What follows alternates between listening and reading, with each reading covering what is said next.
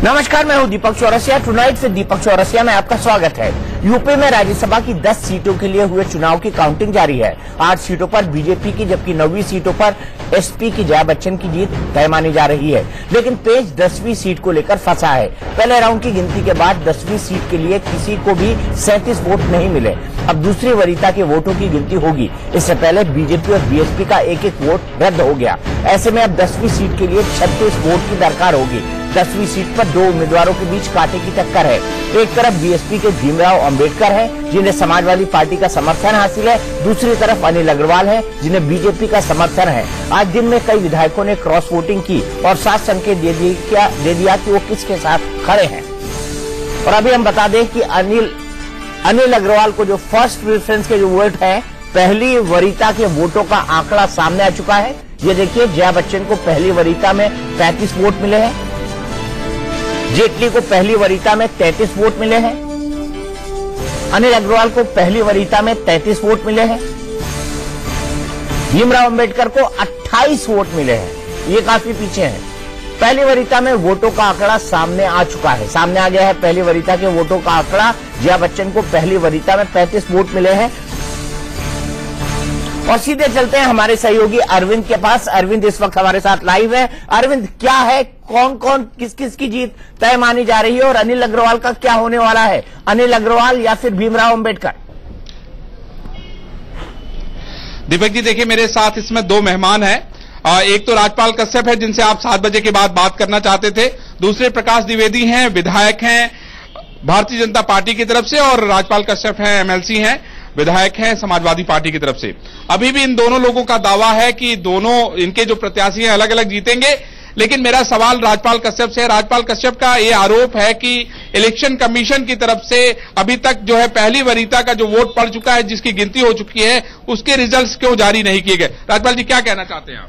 देखिए, लगातार जब से बीजेपी गोरखपुर और फूलपुर हारी है, तब से वो किसी न किसी तरीके से कोई भी भ्रष्टाचार करना पड़े, संविधान को ताक पे रखना पड़े, किसी प्रकार से वो जीतना चाहते हैं। अब पता नहीं किन परिस्थितियों में अब तक परिणाम घोषित हो जाने चाहिए थे। पिछली बार भी आप राज्यसभा के चुनाव में रहे, आपने देखा होगा कि बारी बारी से कुछ चीजों के जिनके निकलते जाते थे उनके परिणाम घोषित होते जाते। अब कुछ पता ही नहीं लग रहा, न किसी को अंदर जाने दे रहे हैं, न कुछ हो रहा, और पता ही नहीं लग रहा, न अंदर जा सकते न बाहर आ सकते। पता ही नहीं लग रहा अंदर क्या हो रहा है, क्या नहीं हो रहा है। कई घंटे बीत चुके हैं और जिस तरीके की बीजेपी लगातार षड्यंत्र करती रही है, हमें आशंका है ये, क्योंकि हम समाजवादी पार्टी और आपके प्रतिनिधि तो होंगे ना अंदर, राजपाल जी? प्रतिनिधि अंदर हैं, लेकिन पता नहीं किन परिस्थितियों बस ना अंदर आ रहे हैं ना बाहर जा रहे हैं। कोई सब बंद किए हैं पूरा, ना कोई सूचना आ रही। इनको चुनाव आयोग को कम से कम टाइम पे वहां से बुलेटिन जारी करना चाहिए था, कितने लोग कितने वोटों से आगे हैं, क्या है। कुछ नहीं, 2-3 घंटे से काउंटिंग चल रही, कुछ नहीं पता लगा। प्रथम वरीयता के भी नहीं बताए जा रहे। तो ये क्या खेल है? इनका, दीपक जी, इनका एक सवाल है। प्रकाश से मैं जानने की कोशिश करता हूं। प्रकाश, राजपाल कश्यप आरोप लगा रहे हैं कि आप लोग जो है गड़बड़ी करने में माहिर हैं, अंदर क्या चल रहा है ये पता नहीं है। ये जिस चीज में माहिर है, ये अपनी चीजें बयां कर रहे हैं। दूसरी चीज, चाहे फूलपुर हो या गोरखपुर हो, भारतीय जनता पार्टी बिल्कुल निष्पक्ष रूप से वहां भी उसने चुनाव लड़ा है और वही प्रक्रिया यहां भी एडॉप्ट की है। इसलिए कि अगर भारतीय जनता पार्टी जो शासन सत्ता में भी है उत्तर प्रदेश में, अगर कहीं भी खरीद फरोख्त तोड़फोड़ पर विश्वास रखती, तो ये 1-1, 2-2 वोट के संशय के लिए इनके लोग यहां पर डिस्कशन करते नहीं घूमते। आज हालात अलग होते और विपक्ष में भगदड़ मच गई होती अगर भारतीय जनता पार्टी इस पर विश्वास रखती होती। इनके सारे आरोप बेबुनियाद है। चुनाव आयोग के यहां कंप्लेन इन्होंने भेजी है, बीएसपी वालों ने भेजी है कि हमारे विधायकों ने हमको वोट नहीं दिखाया। उसकी वीडियो फुटेज इलेक्शन कमीशन ने दिल्ली मंगाई है। अब उस पर उनका अपना प्रोसेस है, क्यों टाइम लग रहा है, ये निर्वाचन तो क्लियर हो गया। दीपक जी, आप कोई सवाल लेना चाहेंगे क्या? नहीं, मैं 1 मिनट के लिए आपको थोड़ा विराम दूंगा और हम फिर आपके पास आएंगे। लेकिन मैं भी बता दूं कि मेरे साथ कौन कौन से खास मेहमान हैं। मेरे साथ अनुज गुप्ता जी हैं, जो चुनाव के एक्सपर्ट हैं। मेरे साथ विवेक अवस्थी हैं, उत्तर प्रदेश की नब्ज को समझते हैं, और साथ ही साथ चंद्रशेखर जी हैं, जो कि समाजवादी पार्टी के नेता हैं। अनुज जी, पहली वरीयता के वोटों का ये आ रहा है, कि जया बच्चन को पहली वरीयता में 35 मिले, जेटली जी को पहली वरीयता में 33 वोट मिले, और आगे अगर हम चलेंगे तो अनिल अग्रवाल को पहली वरीयता में 33 वोट मिले। इससे आगे चले भीमराव अंबेडकर को 28 वोट मिले। तो ये पहली वरीयता के वोट क्या कहते हैं, अब सेकंड प्रेफरेंस कैसे गिना जाएगा, किस आधार पर गिना जाएगा? देखिए, मुझे लगता है कि बीजेपी ने आज बड़ा नपातोला खेल खेलने की कोशिश की होगी वहां पर वोटिंग जिस तरीके से कराई है, यानी 37 वोट पहले दिलाने की बजाय उन्होंने सेकंड वरीयता के आधार पर ही सीटें निकालने की कोशिश की है, ऐसा मुझे लगता है। जब थोड़ी देर बाद, क्योंकि भीमराव अंबेडकर को जब 28 वोट प्रथम वरीयता के मिले, इसका मतलब सबसे पीछे हैं वो, और द्वितीय वरीयता के वोट जो हैं वो अधिक उनको मिलने की संभावना लगती नहीं है दीपक जी। इसलिए मुझे लगता है कि थोड़ा इंतजार तो करना होगा, लेकिन शायद वो खतरे में होंगे इस समय। इस वक्त वो खतरे में होंगे, लेकिन किसको हम जीता हुआ मान ले पहली वरीयता के वोटों के आधार पर, या हमको दूसरे राउंड के लिए या दूसरी वरीयता के वोटों का इंतजार करना होगा? मेरे ख्याल से दूसरी वरीयता के लिए सभी का इंतजार करना पड़ेगा आपको, क्योंकि 37 वोटों में पहली जीत होनी चाहिए थी, मगर सभी को उससे कम मिलते हुए दिख रहे हैं। या तो आंकड़े में कोई लोचा है, या फिर दूसरी वरीयता के आधार पर सीटें निकालने की रणनीति खासतौर पे बीजेपी ने बना रखी होगी। फिर दूसरी वरीयता के आधार पर विवेक, आपका सेंस क्या कहता है कि उत्तर प्रदेश की विधानसभा में जहां टूट फूट तोड़ फोड़ हमेशा होती रहती है, वहां पर क्या हुआ होगा? देखिए, खेल तो कुछ बड़ा हुआ है, क्योंकि जिस तरह पहली वरीयता के वोट निकल के आ रहे हैं उससे सीधे समझ में आ रहा है कि बीजेपी, जिसके पास सेकंड प्रेफरेंस के वोट्स का एक बड़ा नंबर है, उसने अपना खेल बड़ी एक अजीब तरीके से खेला है, जो कि समझ में आने वाला एकदम से नहीं है। इसको समझने में हम लोगों को शायद बहुत समय लगेगा, और तब जब पूरे नतीजे सामने आ चुके होंगे। लेकिन एक बात तय है कि भीमराव अंबेडकर को, जो अभी तक बातें हो रही थी कि समाजवादी पार्टी के 10, कांग्रेस के 7, बीएसपी के 17 और आरएलडी के 1, मतलब कुल मिला के 35 उनके जो वोट पक्के माने जा रहे थे, वहां सेंधमारी बहुत जबरदस्त हुई है, क्योंकि अभी तक ये बताया जा रहा है कि पहली वरीयता के आधार पर उनको केवल 28 यानी कि 7 वोट कम मिले हैं। 7 वोट भीमराव अंबेडकर को कम मिले हैं, इसका मतलब उनके हारने के चांसेस बढ़ जाते हैं। Correct sir? बिल्कुल हारने के चांसेस बढ़ जाते हैं। सुमित के पास चलते हैं। सुमित, इलेक्शन कमीशन क्या अभी भी नजर रखे हुए है, या इलेक्शन कमीशन का ऑफिस बंद हो चुका है रात होते?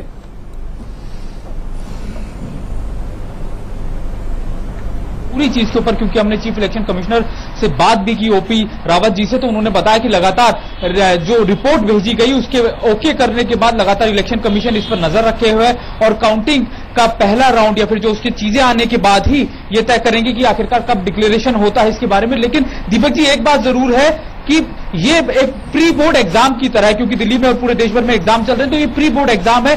जो कैंडिडेट है समाजवादी पार्टी और बीएसपी, उसको उन दोनों की ही आगे क्या परफॉर्मेंस रहेगी बोर्ड एग्जाम में, यानी इलेक्शन में 2019 के, ये वो जरूर तय करेगा यूपी का इलेक्शन, ये राज्यसभा इलेक्शन। ठीक है, हम चलते हैं, अभी देखते हैं कि पूरे देश में क्या क्या हुआ है, क्योंकि 7 राज्यों की 26 सीटों के लिए आज चुनाव हुआ है। पूरे देश का हाल जान लेते हैं, फटाफट देखते हैं। झारखंड में बीजेपी और कांग्रेस ने एक सीट जीती है।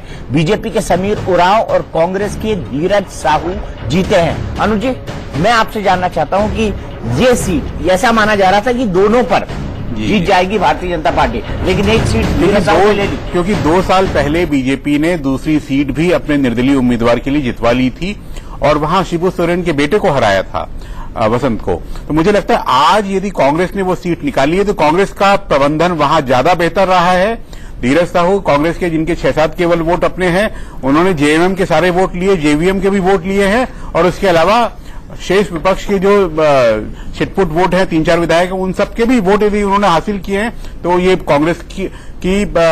कांग्रेस के प्रबंधकों की बहुत बड़ी जीत है, और मुझे लगता है इस सीट को वो गणना में रखकर पहले से नहीं चल रहे होंगे। ठीक है, छत्तीसगढ़ पे चलते हैं। छत्तीसगढ़ से एक सीट पर बीजेपी की सरोज पांडे जीती हैं। बीजेपी की नेता हैं, दुर्ग की मेयर रह चुकी हैं, और दुर्ग में लंबे समय तक वो मेयर थी, उसके बाद एक बार सांसद बनी, भारतीय जनता पार्टी में कई वरिष्ठ पदों पर रही है, और छत्तीसगढ़ में एक सीट पर वो जीत गई हैं। अगर हम बात करें पश्चिम बंगाल की, पश्चिम बंगाल में 4 सीटें थी और टीएमसी ने 4 सीटें जीती हैं। टीएमसी उम्मीदवार नदीमुल हक और शांतनु सेन की जीत हुई है, वहीं टीएमसी के सुभाषिष चक्रवर्ती और अबीर रंजन विश्वास भी जीत गए हैं। एक सीट पर कांग्रेस उम्मीदवार अभिषेक मनु संघवी की जीत हुई है, जो तय थी।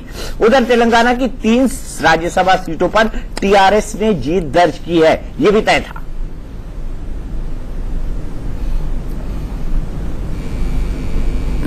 तो एक बार फिर से उत्तर प्रदेश चलते हैं, सीधे हमारे सहयोगी अरविंद चतुर्वेदी के पास। अरविंद, अब आगे का डिस्कशन आप जारी रख सकते हैं दोनों मेहमानों से, क्या कहना है? कुछ खबर निकलकर सामने आ रही है अंदर से? भाई राज्यपाल कश्यप आप उस समय कुछ जवाब देना चाहते हैं, तो दीपक जी जानना चाहते हैं कि क्या जवाब है, क्या अंदर से क्या खबर निकल के आ रही है, क्या हो रहा है? क्योंकि सबसे जो प्रथम वरीयता का जो मत है, जो आप दावा कर रहे थे कि B.R. अम्बेडकर जो है हम प्रथम वरीयता का मत ज्यादा पाएंगे, लेकिन उनको सिर्फ 28 मत मिले हैं, जो हमारे पास सूत्रों से जानकारी। देखिए, पहली बात तो 3 घंटे हो गया, लगभग 3-4 घंटे हो गया काउंटिंग होते हुए।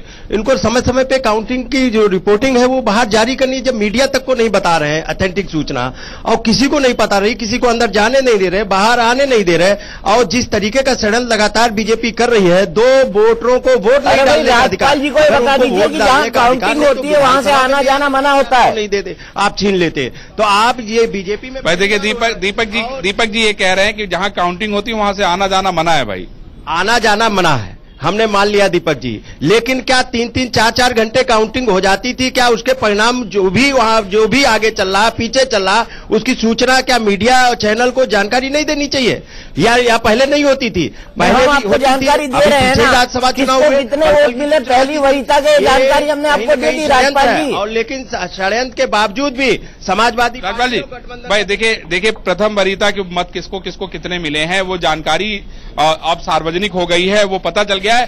B.R. अम्बेडकर को 28 वोट मिले हैं। प्रकाश जी देखिए, ये आरोप ये लगा रहे हैं कि उसमें कुछ साजिश है, जबकि मुझे नहीं लगता है कि उसमें कोई साजिश होगी। बिल्कुल भी नहीं, कोई साजिश नहीं है। भारतीय जनता पार्टी ने पूरे चुनाव को बड़ी निष्पक्षता के साथ, बहुत ही ईमानदारी के ढंग से लड़ा है। मैं पहले भी कह रहा था कि देखिए, इन लोगों ने स्वयं इलेक्शन कमीशन पर शिकायत की है। इलेक्शन कमीशन ने कुछ वीडियो फुटेज वगैरह मंगाए थे, जैसा कि मुझको आप लोगों के मीडिया के माध्यम से ही पल पल की अपडेट मिलती रही, और उस दौरान उन्होंने काउंटिंग की प्रोसेस को रोक दिया।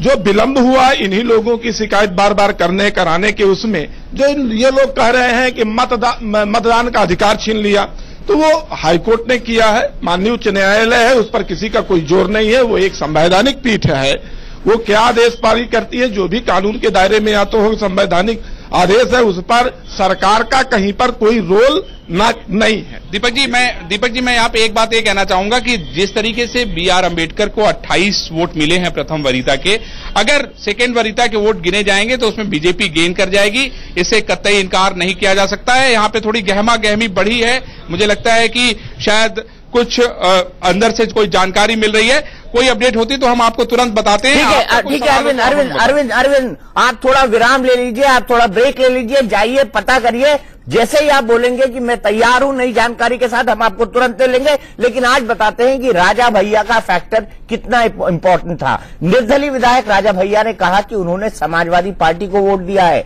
उनका मायावती से 36 का आंकड़ा है। और अखिलेश यादव ने ट्वीट कर राजा भैया को समाजवादी पार्टी का समर्थन करने के लिए धन्यवाद दिया। इससे पहले राजा भैया ने यह कहकर बीएसपी से अपनी दूरी को बनाए रखने का मैसेज दे दिया है कि वो अखिलेश के साथ है, न कि बीएसपी के। राजा भैया ने ट्वीट कर कहा कि ना वो बदले है ना उनकी विचारधारा। अखिलेश के साथ होने का ये मतलब नहीं है कि वो बीएसपी के साथ है। यहीं पर कॉन्ट्रडिक्शन आता है बीएसपी और एसपी के अलायंस का। हालांकि वोटिंग के बाद राजा भैया सीएम योगी से मिले, जिससे सस्पेंस और बढ़ गया था। ये तस्वीर देख रहे हैं अखिलेश की राजा भैया के साथ, और राजा भैया ने क्या कहा था वो आप देखिए।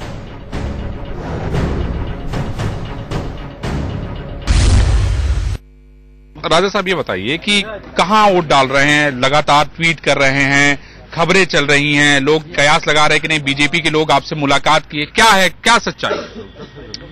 आपने हमारा ट्वीट पढ़ा है जी? ट्वीट स्वतः स्पष्ट है, उसको पढ़ने के बाद और कुछ पूछने की आवश्यकता ही नहीं। तो आप ये कहना चाहते हैं कि आप समाजवादी पार्टी के साथ है, समाजवादी पार्टी को वोट देंगे? जी। बसपा का क्या होगा राजा साहब? भाई अखिलेश जी तो बसपा के साथ है ना?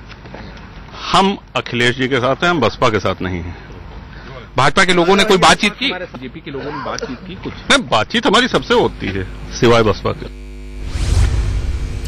राजनीतिक जीवन की बात करें तो राजा भैया कुंडा विधानसभा क्षेत्र से लगातार 6 बार से विधायक हैं। साल 1993 और 1996 के विधानसभा चुनाव में उन्हें बीजेपी के समर्थन से और 2002, 2007 और 2012 के चुनाव में एसपी के समर्थन से निर्दलीय उम्मीदवार के तौर पर जीत मिली। यही सिलसिला 2017 के चुनाव में भी जारी रहा। राजा भैया के सियासी रसूख का अंदाजा इसी बात से लगाया जा सकता है कि बीजेपी की कल्याण सिंह सरकार हो, रामप्रकाश गुप्ता सरकार और राजनाथ सिंह की सरकार, या फिर मुलायम सरकार हो या अखिलेश सरकार, सभी में उन्हें निर्दलीय विधायक होने के बाद भी मंत्री पद सौंपा गया। लेकिन जब यूपी में मायावती की सरकार आई तब उनकी मुश्किलें बढ़ी, उन्हें जेल जाना पड़ा। साल 2002 में मायावती सरकार में रघुराज प्रताप सिंह उर्फ राजा भैया के खिलाफ चले जबरदस्त अभियान में राजा भैया और उनके समर्थकों के खिलाफ जमकर चाबुक चला था।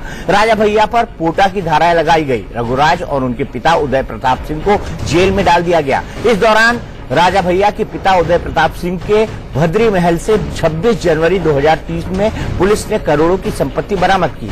इसके बाद साल 2010 में पंचायत चुनाव के दौरान कुंडा में हुई हिंसा में राजा भैया पर एक उम्मीदवार को जान से मारने की कोशिश का आरोप लगा। इस आरोप में मुख्यमंत्री मायावती ने उन्हें जेल में डलवाया। करीब 1 साल तक राजा भैया जेल में बंद रहे। हालांकि तत्कालीन सीएम मायावती ने इस बात से इनकार किया था कि राजा भैया के खिलाफ की गई कार्रवाई राजनीति से प्रेरित थी। उन्होंने आरोप लगाया था कि रघुराज प्रताप सिंह सालों से आतंक फैला रहे हैं और कुंडा के लोग गुलामी का जीवन जी रहे हैं।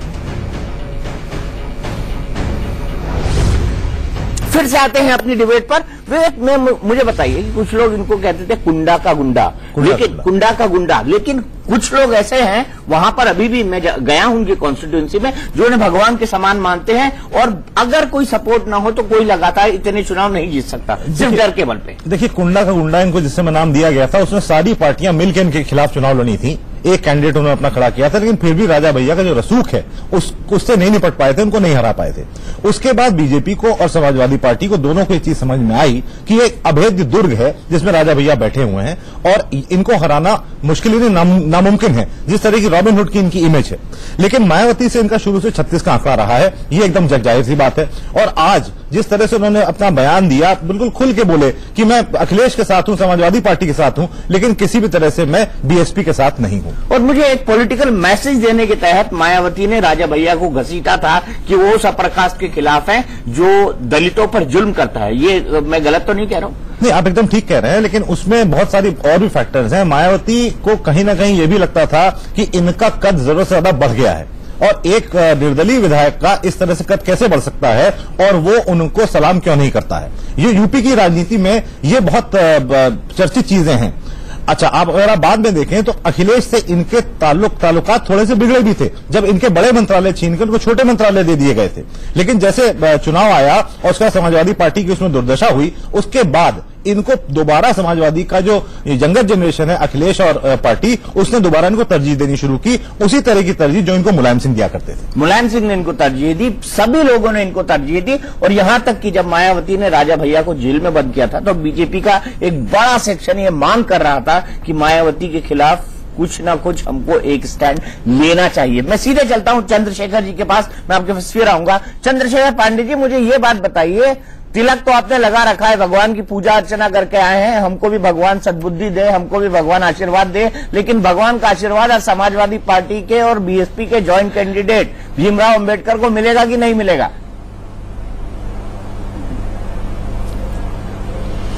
देखिए दीपक जी, बिल्कुल अभी हम पूरी तरीके से आश्वस्त हैं। भगवान का, माता रानी का आशीर्वाद हमें निश्चित रूप से प्राप्त होगा, परंतु इसके बावजूद भी हम ये जरूर कहना चाहेंगे कि जिस तरीके से Bharatiya Janata party horse trading कह लीजिए या सत्ता का दुरुपयोग करने की प्रवृत्ति एक नए तरीके से व्यापक स्तर पर ला रही है, ये वास्तव में ये जनता के साथ और जनप्रतिनिधियों के साथ मजाक है। उसके अलावा एक बड़ा गंभीर विषय है कि यह जो परिणाम अभी जो टीवी पे प्राथमिक तौर पे दिख रहे हैं, ये मानने का कोई आधार नहीं है कि अरुण जेटली जैसे व्यक्ति को मात्र 33 वोट पहले से निर्धारित किया गया हो, जबकि सबको मालूम है कि 37 से नीचे जाने का मतलब है कि खतरा। और चुनाव माने चुनाव होता है, यह हमको आपको ही नहीं, बीजेपी के जो प्लानर हैं उनको। चंद्रशेखर जी, आप ये भूल रहे हैं कि दूसरी वरीयता के वोट होते हैं और हर पार्टी की स्ट्रेटेजी अपनाती है। इंतहा नाराजगी है, आपको पता है ना, पहली और सेकंड, या तो आपको पता है ना Chandrashekhar ji, first and second preference के वोट बिना किसी दबाव में अपनी स्वेच्छा से। अरे भाई, मुझे तो लग रहा है बुलेट ट्रेन आ गई है यूपी में, आप रुक ही नहीं रहे कहीं। मैं आपसे सिर्फ ये कह रहा हूं कि आपको पता होगा कि पहली और दूसरी वरीयता के वोट होते हैं, उसके आधार पर तय होता है। क्यों अनुज जी, मैं गलत तो नहीं हूं? जी बिल्कुल ठीक बात है, और बिल्कुल स्टडी के तहत कर रहे होंगे तो नहीं कह सकते, लेकिन उनका भी कहना सही है कि इस तरह के वोटों का दिखना बड़ा चौंकाने वाला है कि कम से कम 8 में से 6 उम्मीदवारों को तो प्रथम वरीयता के वोटों से जिताने की कोई भी कोशिश करेगा, 7वें और 8वें के साथ 9वीं सीट जीतने की कोशिश कर सकता है।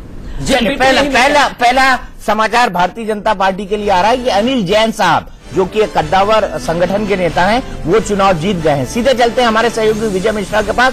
विजय मिश्रा, पहले अनिल जैन की जीतने की खबर आ रही है, अरुण जेटली जी के नहीं, ये क्या है? बिल्कुल, यहाँ पर सबसे पहले दीपक जी यही कहा जा रहा था कि अरुण जेटली की ये खबर पहले आएगी, लेकिन यहाँ पर जिस तरह की वोटिंग काउंटिंग हुई है उसमें अनिल जैन जो है वो जीत चुके हैं। हालांकि अरुण जेटली के लिए भी ये माना जा रहा है कि कंफर्म वो जीत जाएंगे, लेकिन अभी उनके जो कंफर्म वोट था वो भी उनके लिए नहीं आया है। लेकिन अनिल जैन जो है वो सबसे पहले भाजपा के कैंडिडेट है जिनके जीतने की यहाँ पर जानकारी बाहर आई है। ये सरप्राइजिंग फैक्टर है। अल्फाबेटिकल लिस्ट निकल रही हो जीतने वालों की, तो ये संभव हो सकता हो। ANAR, यहाँ पर भी डबल ए का चक्कर है। अरुण AR है ना, फिर हाँ। AN और AR, हाँ।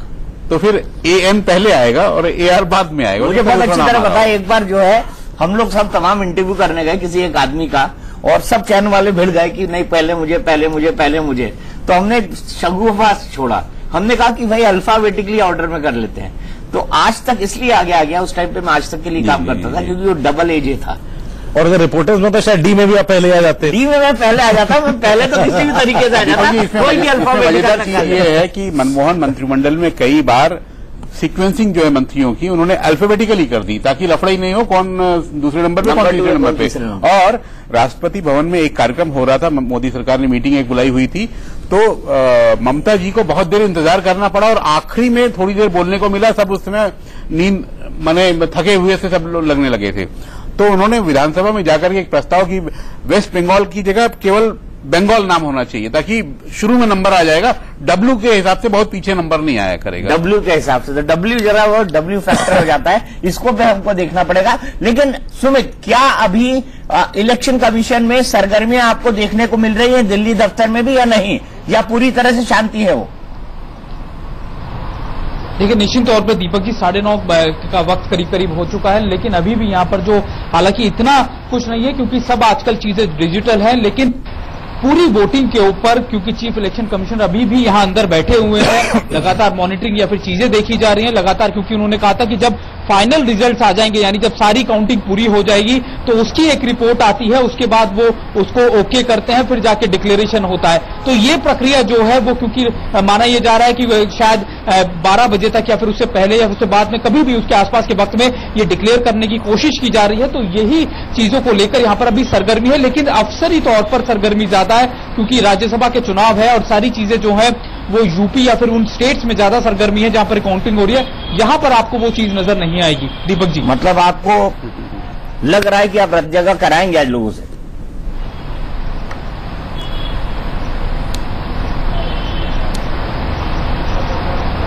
सुमित शायद मेरी आवाज सुन नहीं पाए। विवेक, रद्द जगह करने को राजी हैं आप? मैं तो जब तक आप बैठाएंगे तब तक बैठा हूं आपके साथ, रद्द जगह पूरा होगा। अनुज जी? Deepak ji, Om Prakash Rawat ji chief election commissioner हैं, मध्य प्रदेश कैडर के हैं, इसलिए मैं और आप दोनों मध्य प्रदेश से जुड़े रहे हैं, 26 सालों से उनसे परिचय, और मैं जानता हूं कि वो दफ्तर में बहुत देर तक बैठने के आदी हैं। जब 1993 में वो 1993-94 में रक्षा मंत्रालय में डायरेक्टर के रूप में नियुक्त हुए थे, तो एमपी जो अभी छत्तीसगढ़ भवन है, मध्यावर्त उस समय नाम होता था, सरदार पटेल मार्ग पे, वहां से रक्षा मंत्रालय तक पैदल आया करते थे और सुबह 8 बजे सबसे पहले दफ्तर पर पहुंच जाते थे ताकि जो भी काम गोपनीय करना है उनको टाइपिस्ट के या स्टाफ के आने के पहले खुद ही टाइप करके रख लेते थे। तो उनको मेहनत करने की आदत है, इसलिए रात 12 बजे तक भी यदि बैठ रहे हो तो मुझे हैरानी नहीं होगी। चलिए सीधे चलते हैं उप मुख्यमंत्री दिनेश शर्मा के पास, वो कुछ कह रहे हैं, सुनते हैं उन्होंने क्या कहा। देखिए, अभी जब तक परिणाम ना आए, नतीजे ना आए, तब तक किसी के बारे में कोई टिप्पणी करना उचित नहीं होगा। रिजल्ट आने के बाद में उसका विश्लेषण करना ज्यादा अच्छा होगा। लेकिन माननीय राज्यभर जी की पार्टी में अगर इस प्रकार की कोई शिकायत है तो उसका विश्लेषण वो करेंगे। हमारे सहयोगी दल हैं और सहयोगी दल के नाते हम लोग तो यही चाहेंगे कि उनके दल में एकता रहे और वो अच्छा काम करते रहे।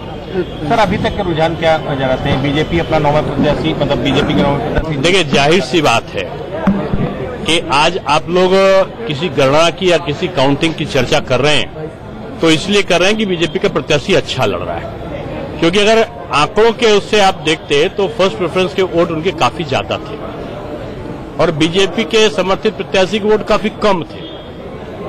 लेकिन चूंकि हमारे पास में द्वितीय वरीयता के भी वोट है और हमारे पास में जब जिस प्रकार से काउंटिंग चलती है तो जो द्वितीय वरीयता के वोटों का जो मूल्य बढ़ता है तो उस पर एक बड़ा प्रभावशाली जो चक्रीय व्यवस्था के अंतर्गत परिणाम होते हैं वो चमत्कारिक होते हैं। तो इसलिए अभी किसी को भी कोई कुछ नहीं कर सकता।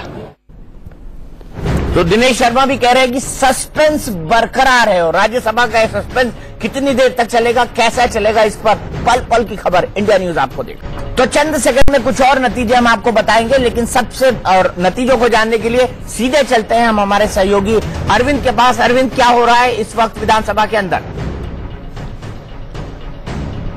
दीपक जी, देखिए अभी आपको एक अपडेट देता हूं। अभी अंदर जो बातचीत हुई है उसमें ये कहा गया कि 10:30 बजे तक जो है वो नतीजे बताए जाएंगे, यानी तकरीबन 1 घंटे का इंतजार और करना पड़ेगा, क्योंकि कहा यह जा रहा है कि जब द्वितीय वरीयता का जो मत है उसकी गिनती हो जाएगी उसके बाद जो है नतीजे जो है इलेक्शन कमीशन जो है यहाँ पर जो लोग हैं या जो संबंधित लोग हैं जिनको बताना चाहिए उनको बताएगा, हम लोगों को भी बताएगा। तो हमें इस बात का इंतजार है। यहाँ पे लोगों के दिलों की धड़कनें जो हैं बढ़ी हुई हैं, उनको लगता है कि क्या होगा।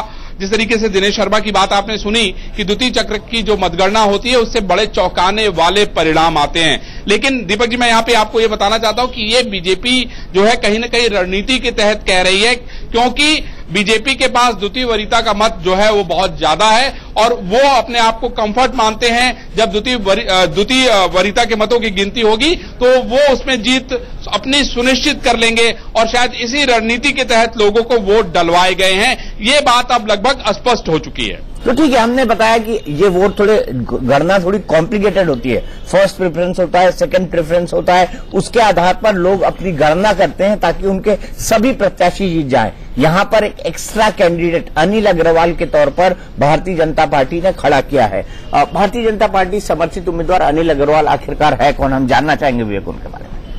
देखिए, इनका जो है बिल्कुल लास्ट मोमेंट पे इनको किया अनिल अग्रवाल हाँ, इनको लास्ट मोमेंट पे एकदम लाया गया जब ये स्पष्ट हो गया था कि 8 सीटें बीजेपी सीधे से जीत रही है और 9वीं सीट जा रही है समाजवादी पार्टी के खाते में और 10वीं सीट कहीं किसी तरह से बीएसपी और समाजवादी पार्टी का उम्मीदवार ज्वाइंट कैंडिडेट न ले जाए, उस समय इनको वहां पे उतारा गया मैदान में। और स्ट्रैटेजी ऐसी बनाई गई जैसे कि आप देख सकते हैं कि शुरू से सुबह से दावा किया जा रहा था कि इनके पास समाजवादी पार्टी और बीएसपी कंबाइन के पास समाजवादी पार्टी के 10, कांग्रेस के 7, बीएसपी के 17 और आरएलडी का 1 वोट है, मतलब 35 वोट हैं।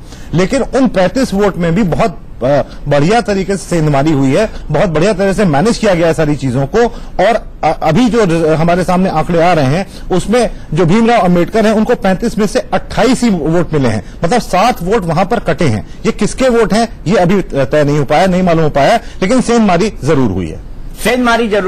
अनुज जी, मैं ये जानना चाहता हूं आप कितना समझा सकते हैं इस फर्स्ट प्रेफरेंस और सेकंड प्रेफरेंस की वोटिंग के बारे में हमको? दीपक जी देखिए, जितने वोट न्यूनतम जीतने के लिए चाहिए यदि वो नहीं मिले हैं तो फिर सेकंड प्रेफरेंस के वोट गिनने की नौबत आती है और उसमें जिसको सबसे कम वोट मिले होते हैं उसका नाम हटा दिया जाता है। तो यदि फर्स्ट प्रेफरेंस के वोट इसी तरह के होंगे तो मुझे लगता है कि उसमें बहुजन समाज के उम्मीदवार को सबसे दिक्कत आएगी, क्योंकि अभी तक के आंकड़े जो दिखाए जा रहे हैं उससे ऐसा लग रहा है कि शायद सबसे कम वोट उन्हीं को मिले हैं। तो यदि वो नाम वैसे ही हटाया जाना हो तो फिर बीजेपी का नवा उम्मीदवार जीतने की संभावना बढ़ जाती है। चंद्रशेखर जी, आपका ये गठबंधन मुझे लग रहा है कि आपने कोई ठीक मुहूर्त देख के निकाला नहीं था। पहले चुनाव लड़ाया, बहन जी को पहली सीट देने का वादा किया और वहीं पे गड़बड़ा गया।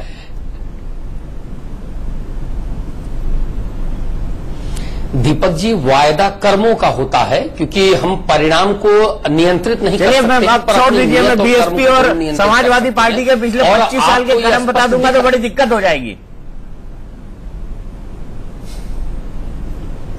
मैं दीपक जी बिल्कुल आप सही कह रहे हैं, पर मैं जरूर कहना चाहूंगा एक ब्रेकिंग न्यूज आ रही है। अरुण जेटली और जीवीएल नरसिम्हा राव दोनों चुनाव जीत चुके हैं। बीजेपी के अनिल जैन पहले ही जीत चुके थे, अब बीजेपी के अरुण जेटली और बीजेपी के जीवीएल नरसिम्हा राव, अब 3 सीट हो गई है, भारतीय जनता पार्टी की पक्की है।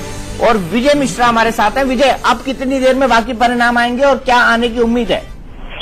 बिल्कुल, मैं आपको बता दूं दीपक जी की 2 जो नतीजे हैं वो अभी सामने आए हैं, जिसमें अरुण जेटली और जीवीएल नरसिम्हा राव जो है वो जीत गए हैं और ठीक 15 से 20 मिनट और लगेंगे। मुझे लगता है कि बाकी के भी रिजल्ट बिल्कुल सामने आ जाएंगे। आखिरी चरण के इसके बाद लड़ाई रहेगी, जिसमें द्वितीय वरीयता के वोट जो क्रम रहेंगे, जिसमें आखिरी लड़ाई अनिल अग्रवाल और डॉक्टर भीमराव अम्बेडकर के बीच में होगा। तो प्रथम वरीयता की वोट की जो गिनती है वो लगभग अब समाप्त होने वाली है और जिसमें ये माना जा रहा है कि अभी 10 मिनट के अंदर ही भाजपा के जो 8 कैंडिडेट और समाजवादी पार्टी के जो 1 कैंडिडेट जया बच्चन है वो सभी जीत हासिल कर लेंगे। तो बस थोड़ा सा ही और इंतजार है और उसके बाद राज्यसभा का जो रिजल्ट है वो फाइनल स्टेज पे पहुंच जाएगा और सेकंड वरीयता की जो वोटिंग है की जो काउंटिंग है वो शुरू हो जाएगी, जिसके बाद करीब आधे घंटे और लगेंगे और उसके बाद रिजल्ट जो क्लियर हो जाएगा कि आखिर 10वीं सीट पर बाजी किसने मारी है। मतलब आप भीमराव अम्बेडकर का जो ब्लड प्रेशर है वो थोड़ा बढ़ा के रखेंगे?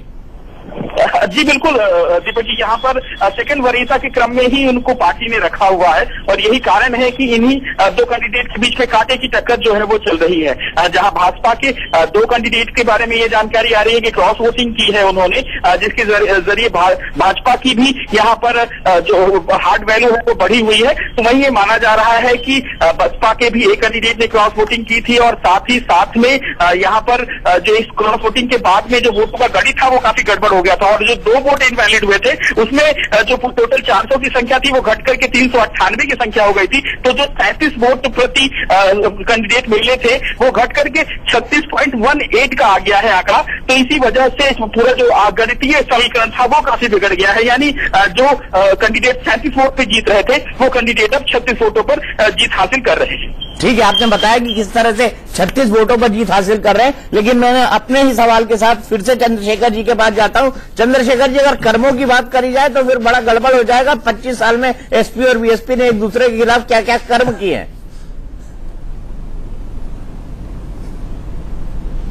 दीपक जी देखिए, ये जो गठबंधन है हमारा सामंजस्य है, ये हमारे वर्तमान राष्ट्रीय नेतृत्व श्री अखिलेश यादव जी की मजबूरी का गठबंधन है, मजबूती का नहीं। कर रहे होंगे कि जब से वो आए हैं, जब से उन्होंने पार्टी नहीं, अब दीपक जी मुझे भी थोड़ा सा बोलने का आप मौका दें। मैं सिर्फ ये कहना चाह रहा हूं कि हमारे जो राष्ट्रीय अध्यक्ष अखिलेश यादव जी हैं, उनकी आप मंशा देखिए कि वो वेरी फर्स्ट डे से उन्होंने चुनावी प्रतिद्वंदिता के दौरान भी बुआ जी जैसे ऑनरेबल शब्दों का प्रयोग किया और आपने कभी भी नहीं देखा होगा कि किसी भी दल के प्रति उनकी व्यक्तिगत वैमनस्यता या कोई भी ऐसी हरकत करना या कोई ऐसी वार्ता करना जिससे किसी सामने वाले को किसी भी प्रकार का कष्ट हो। उन सबके अलावा एक बड़ी चीज और अच्छी है जो हमारे राष्ट्रीय अध्यक्ष हमेशा कहते हैं कि जब भी कभी अगर आप पार्टनरशिप करिए, गठबंधन करिए तो बड़े दिल से करिए, पूरी तन्मयता से करिए। और आपने अभी आप रिजल्ट पूरा आने दीजिए, आप ये पाएंगे कि हमने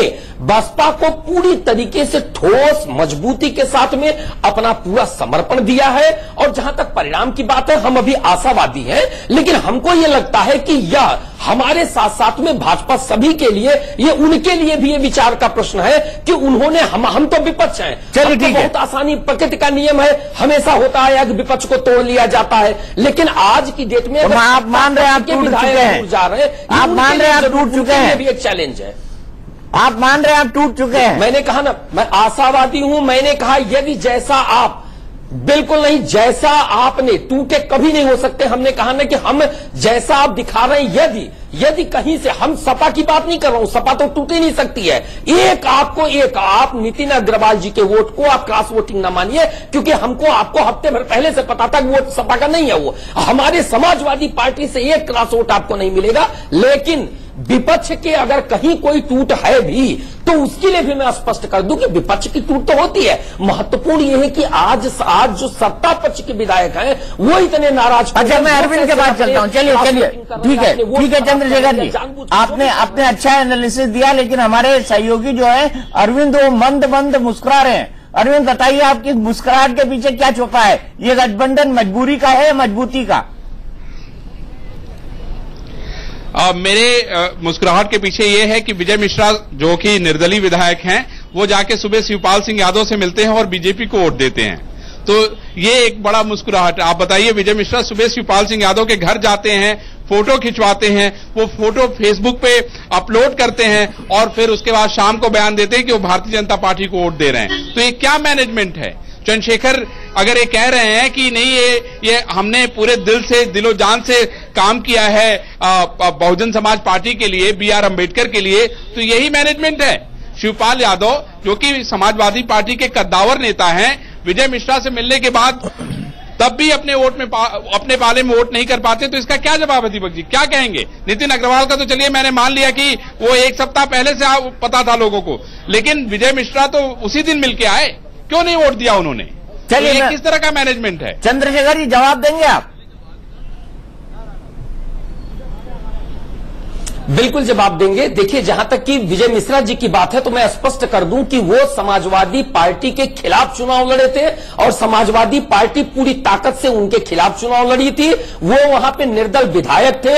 हमारे राष्ट्रीय नेतृत्व से उनके हो सकता है सामंजस्य ना बन पाए हो, वो हमारे कैलकुलेशन से बाहर थे। वो प्रथम दृश्य प्रयास के तहत में, चूंकि माननीय शिवपाल जी से उनके संबंध, पुराने संबंध उनके रहे हैं, उनके पुराने संबंधों के नाते एक बार प्रयास किया होगा।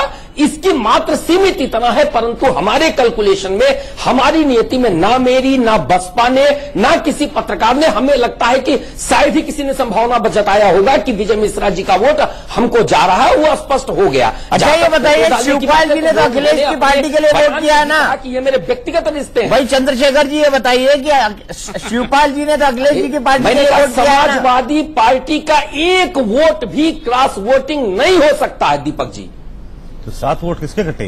तो 7 वोट किसके कटे? हमारे सहयोगी विवेक के सवाल पूछ रहे हैं। 35 चंद्रशेखर जी, 35 का आंकड़ा बताया जा रहा था सुबह से, जिसमें कि समाजवादी पार्टी के 10, कांग्रेस के 7, बसपा के 17 और आरएलडी का 1 हुआ जोड़ 35। 35 में मिले कितने? 28। गायब कितने हो गए? 7। ये 7 किसके हैं बताने का कष्ट करेंगे कृपया? मैं आपको बता दूं विवेक जी, इस चीज को भी हमें नहीं भूलना पड़ेगा कि ये पहली बार ये चुनाव हुआ है। पहली बात तो ये चुनाव जनप्रतिनिधि का नहीं बल्कि एक दल प्रतिनिधियों का चुनाव था। जी जी, एकदम, ये तो हम लोग को सबको मालूम है, बल्कि सबको मालूम है चुनना था। तो पहली बात तो ये कि जिस अच्छा, रुकिए, मेरे पास नई खबर है। मेरे पास खबर यह है कि सकलदीप राजभर, बीजेपी के सकलदीप राजभर ये चुनाव जीत गए हैं। ये चौथे कैंडिडेट हैं। अभी 4 कैंडिडेट भारतीय जनता पार्टी के जीतने और बाकी हैं। जया बच्चन को भी ये मान सकते हैं कि लगभग वो चुनाव जीत चुकी है, लेकिन नाक की लड़ाई जो है वो भीमराव अंबेडकर जी के लिए है।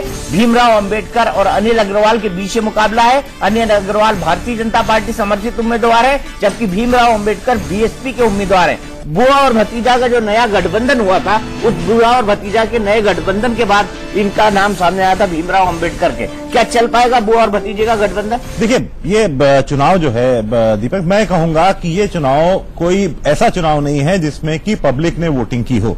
ये चुनाव जो है ये फ्लोर मैनेजमेंट का चुनाव कहा जाता है, ये धनबल का चुनाव कहा जाता है, ये स्ट्रैटेजी का चुनाव कहा जाता है। तो इस चुनाव में भीमराव अंबेडकर हारे या भीमराव अंबेडकर जीते, मुझे नहीं लगता है कि इस अलायंस पर किसी भी तरह का कोई फर्क पड़ने वाला है। मुझे साफ साफ दिखता है कि 2019 में बहुजन समाज पार्टी और समाजवादी पार्टी एक साथ चुनाव लड़ने जा रहे हैं, क्योंकि अब पॉलिटिकल सर्वाइवल का सवाल है।